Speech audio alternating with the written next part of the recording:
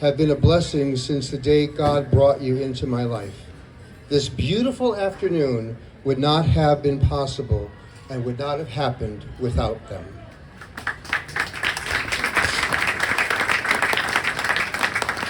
To my dear friend and spiritual son, Gregory Pappas, thank you for being here today, even as you prepare for the Gabby Awards Gala in New York, which is just around the corner on June 7th. With so much on your plate and such a major event fast approaching, your choice to be here speaks volumes. Your generosity, presence, and behind-the-scenes support have helped make this launch run so smoothly. It means more than I can say.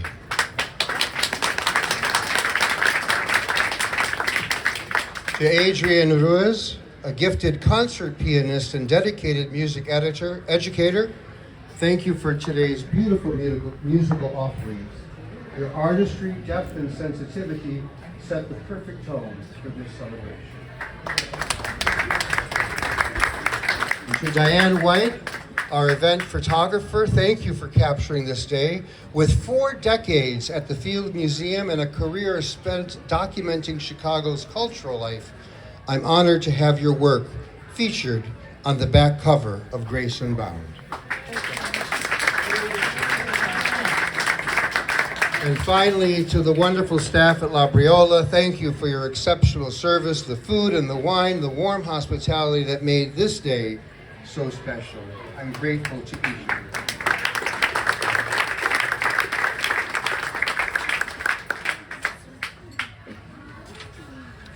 Bless you. These stories began not from theory or policy, but from encounters. Real people, real struggles, real grace.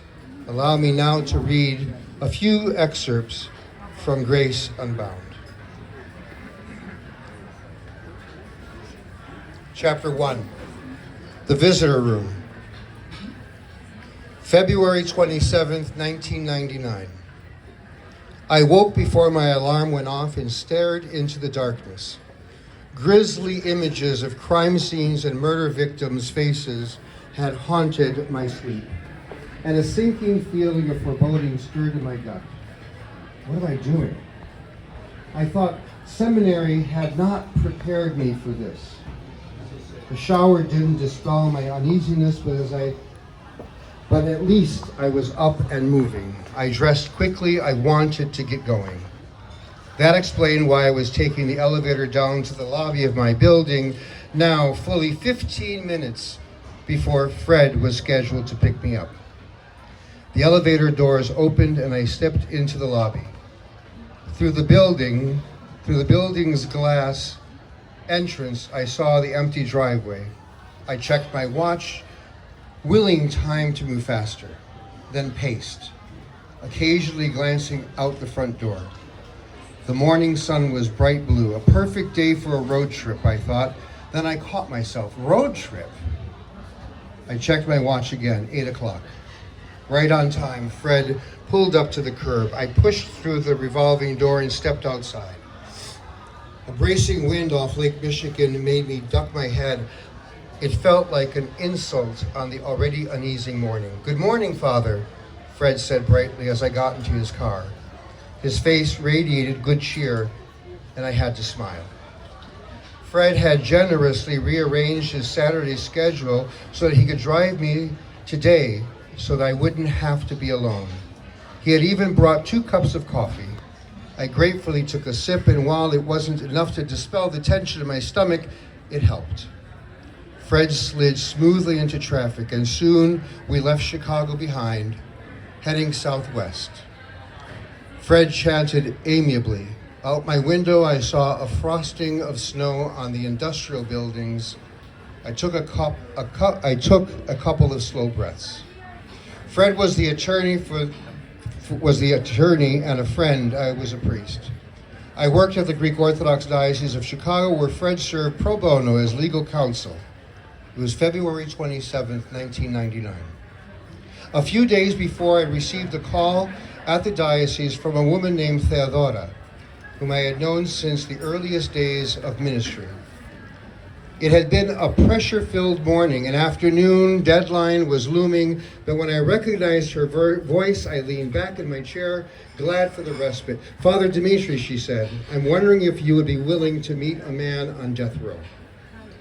The question was so unexpected that I momentarily forgot the paperwork on my desk.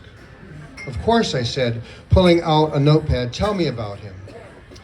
Theodora had been called to prison ministry 2 years before, she said, and a priest had suggested she visit a man in the Pontiac Correctional Center, not too far from where she lived. "He's on death row," the priest had cautioned. "Are you okay with that?" Death row. She had thought, but aloud she said, "Okay." The priest had given her the man's name, Andrew Kantzavelos. Theodora had arranged to visit Andrew. She was used to rolling up her sleeves and getting things done, but she had never visited a prisoner, much less death row. She'd been a little uneasy. She told me Andrew didn't know her. What would he think? Yet there she was, a few days later, sitting across the table from a man in shackles. Theodora introduced herself, speaking English with a warm Greek accent. She told Andrew that God had not given up on him. She asked him about himself. Andrew answered, but the hardness on his face did not yield. "It didn't go very well," she admitted to me. The awkward visit had lasted only 15 minutes. She was discouraged as she stood up to go, but she asked Andrew, "Would you like me to come again?" A pause. "Yes," he answered. "I'll be here next week," she promised. She kept her word. Little by little, Andrew came to trust this kind weekly visitor. She urged him to pray. She spoke of faith and reassured Andrew that God loved him. His life had purpose. She told him even on death row. He gradually let down his defense, and over the next 2 years, they established a genuine relationship. She said his bitterness seemed to lessen and then disperse. He started to pray. She gave him a gold cross necklace, and he wore it all the time. He asked Theodora if he could call her Ma, and she said yes. She witnessed his change of heart and the profound difference it made in him. "What do you think caused that?" I asked. "He met God," she said. I'd like you to meet Fred Chapekis, who's right here in front of me, along with his wife Tina, who helped make this ministry possible. And most especially, I'd like you to also meet Theodora, who's right here in the white dress.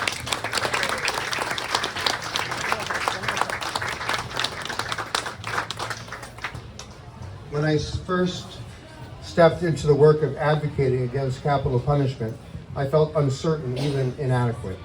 But I moved forward, trusting that God would give me the strength where I felt weak. And that strength had been planted years earlier through another encounter that marked me deeply. Allow me, if you will, just another short reading, and we'll come back to our socializing and signing for you.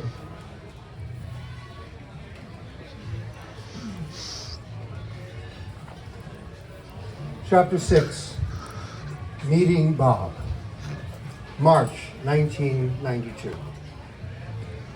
I had been a priest for only a couple of months when the telephone in my basement office at the diocese buzzed and the receptionist transferred a call to me. "Hello," I answered. "Father Dimitri."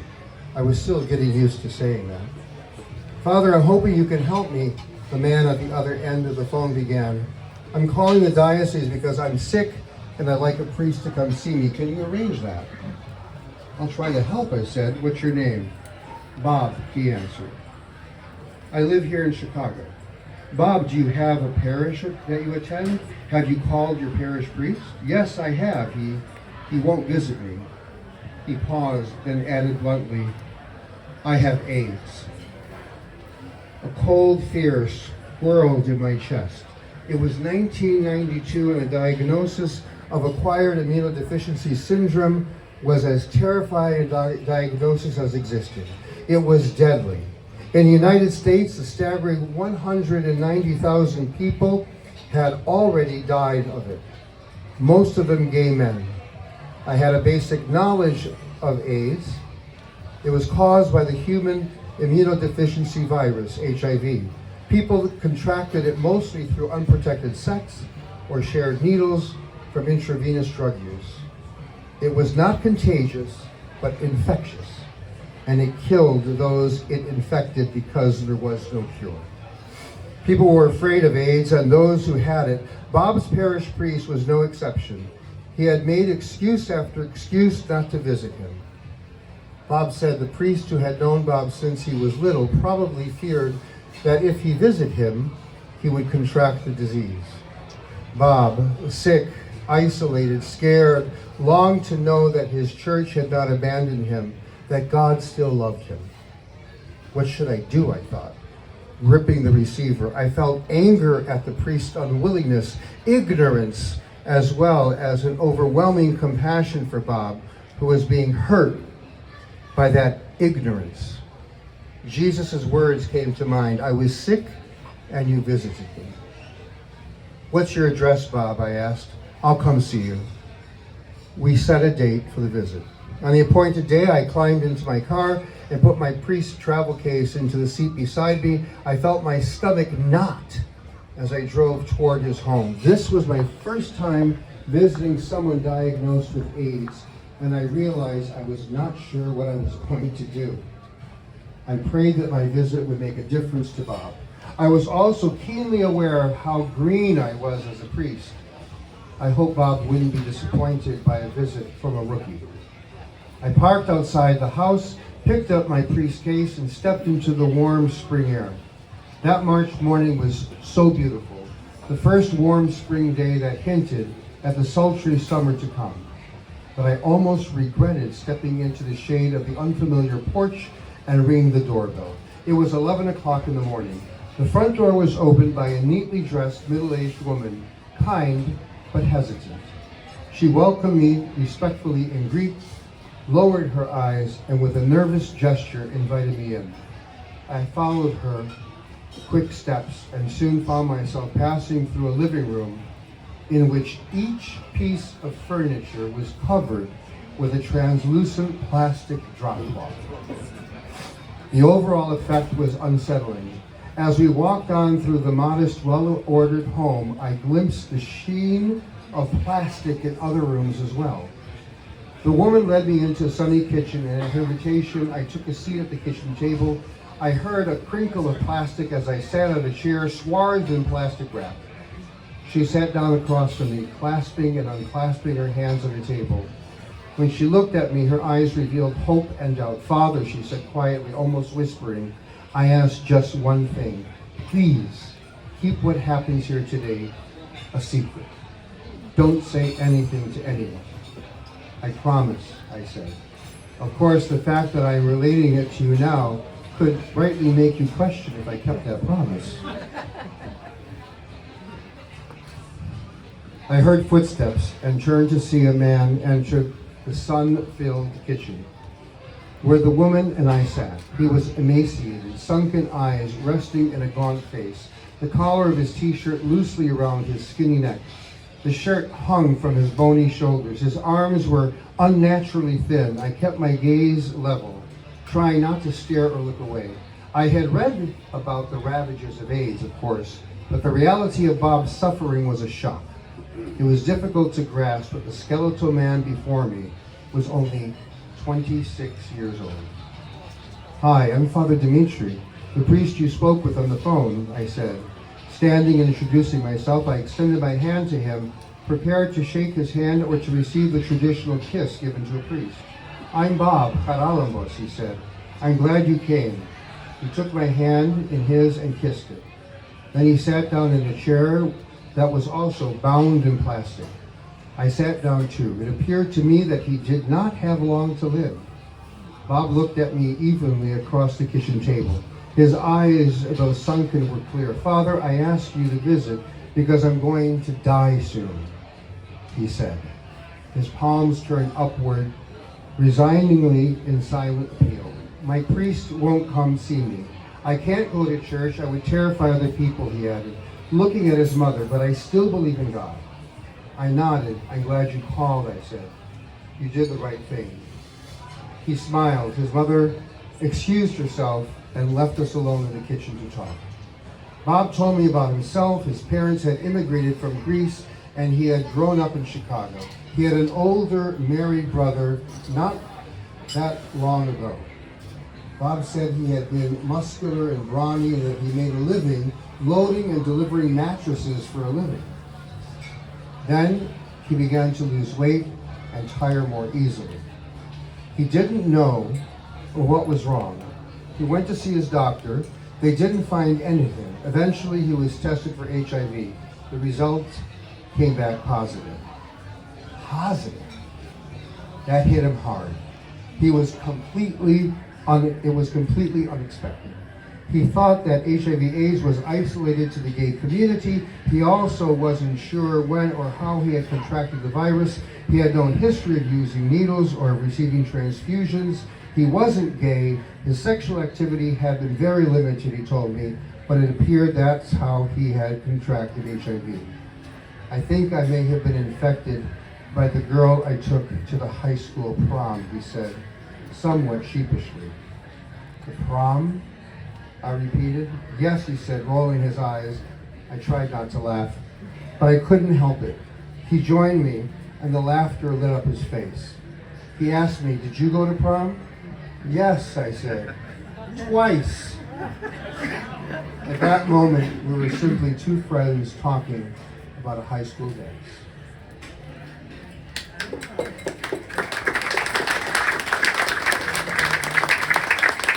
Through the lives of Bob and Andrew, I began to see my ministry in a new light. Before they entered my life, my understanding of priesthood and calling was narrower. But their witness, their humanity helped me rise into something fuller, something truer. The word Anastasios, which we translate as resurrection, literally means to stand up. And in those moments I stood up, not out of strength, but out of humility and trust in the power of God to work through our smallness. It's my prayer that this book might encourage others to do the same, to stand up wherever you are, however you serve. May you be guided by the light of Christ, risen and alive in the world. Thank you for being here this afternoon. Your presence is indeed a gift.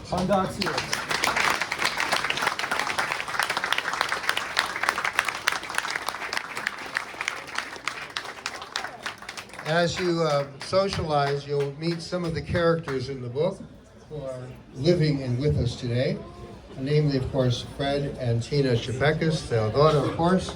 Our dear friend Peter Canellis is here, who appears in the book as one of my early ministry patients who has lived and survived with HIV for so long and is doing quite well. He's with us today as well. Among others who are here, I don't want to mention you, but I also thank all of you who've come from very near and very far, from Washington State, from Kansas City, from everywhere you can imagine. I'm so grateful for each and every one of you for being with us. Please enjoy yourselves. Patra and I will continue to sign our books, and we hope that you enjoy this afternoon.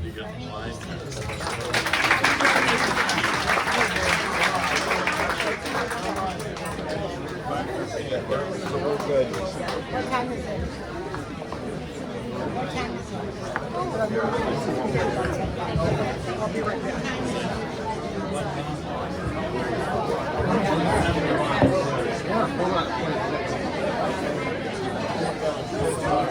Is the staff here from Labriola? Labriola?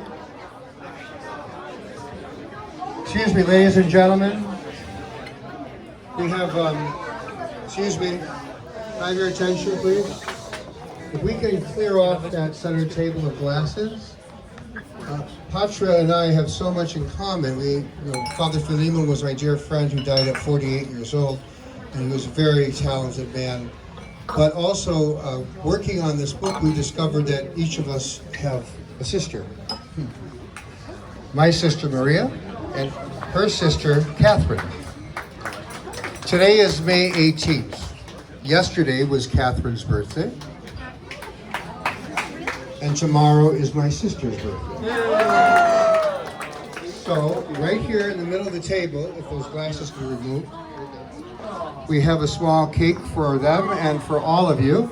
So if the two would please approach the cake. Catherine, where are you?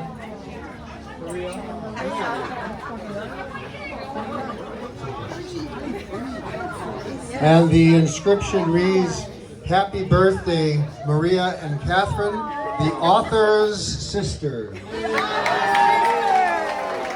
Adrian, if you please.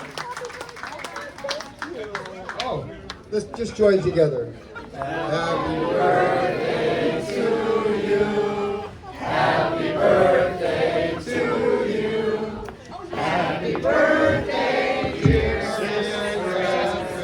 Happy birthday to you. Make a wish. Where's Stoneberg here?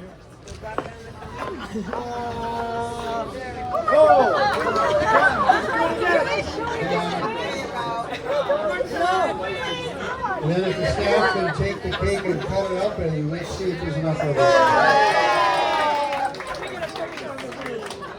Get on the other side so that you went through the letters. What's that? What's that? Oh my God. Is that enough? Did it make up for the... Yeah.